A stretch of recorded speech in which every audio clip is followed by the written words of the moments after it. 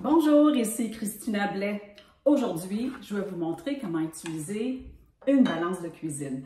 C'est un objet qui est devenu indispensable pour moi à travers les années et j'avoue que la première fois qu'on l'utilise, ça peut être intimidant. Alors aujourd'hui, ça va être le BABA de l'utilisation d'une balance de cuisine.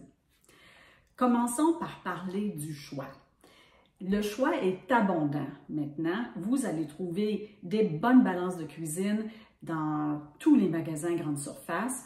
Attendez-vous à les payer environ une trentaine de dollars. Au niveau des critères d'achat, recherchez une balance qui pèse jusqu'à 5 kg et qui est précise à plus ou moins 1 g. C'est en masse précis pour la cuisine de tous les jours. Oui, vous pouvez trouver des balances qui sont beaucoup plus précises. Celle-ci pèse jusqu'à 2 kg seulement, ce qui n'est pas beaucoup. Et elle est précise au dixième de gramme près. C'est trop précis pour la cuisine de tous les jours et vous allez la payer jusqu'à 3 fois plus cher qu'une balance ordinaire. Autre petit détail, la balance vient parfois avec un plateau pour mesurer les ingrédients. Honnêtement, moi, je ne m'en sers pas beaucoup. Je préfère peser directement dans un bol. Vous allez voir tantôt. La balance fonctionne avec des batteries, avec des piles. Alors, dans mon cas, c'est 2 piles AAA. Et honnêtement, ça consomme vraiment pas beaucoup d'énergie. Et pour une personne comme moi qui utilise sa balance presque à tous les jours, je pense que je change les piles à peu près aux 2 ans, donc c'est quand même assez économique de ce côté-là. Une dernière chose, c'est quand même un outil délicat et puis justement, il faut le traiter avec douceur, donc on essaie d'éviter de le heurter ou de le faire tomber parce que ça pourrait endommager le mécanisme. Alors, allons-y pour une démonstration sur comment peser les ingrédients. La recette que je vais vous démontrer, c'est le fameux pince en pétrissage signé gourmand. Alors, voici comment je pèserai mes ingrédients. On va commencer par allumer la balance.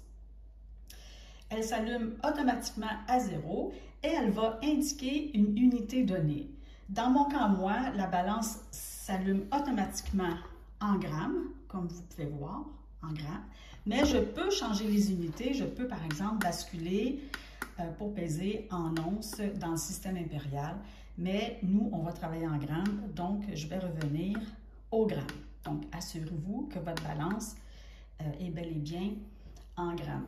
On va commencer par mesurer la farine. Donc, je dépose mon bol et je dois effacer le poids du bol, donc l'annuler en pesant sur le bouton Tare en anglais ou le bouton pour tarer en français et ça remet la balance à 0. Alors, il me faut 325 g de farine.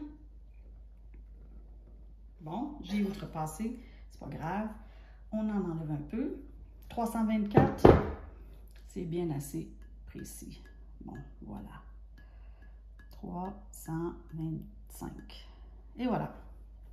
Il me faut 100 g de farine de blé entier. Je ne vais pas le peser à part, je vais le peser dans le même bol. C'est beaucoup plus pratique, mais avant, je mets le tout à 0 afin de peser mon 100 g de farine de blé entier et je le mets à côté de la farine blanche. Comme ça, je me rappelle que j'ai les 2 farines dans le bol. Et si jamais je dépasse le 100 g, ça va être plus facile pour moi d'aller corriger. Et voilà mon 100 g de farine. Il me faut de la levure. Mais la levure, c'est un ingrédient qui est tellement léger que ma balance n'est pas assez précise pour la peser. Donc, dans plusieurs recettes, vous allez voir les petites quantités d'ingrédients, on va quand même les donner en volume. Et dans le cas de la recette de pince en pétrissage signé gourmand, il me faut une demi-cuillère à thé de levure, donc je l'ajoute en volume. Pour les ingrédients liquides maintenant, bon, vous avez compris le principe, on met la balance à 0, il me faut 325 g.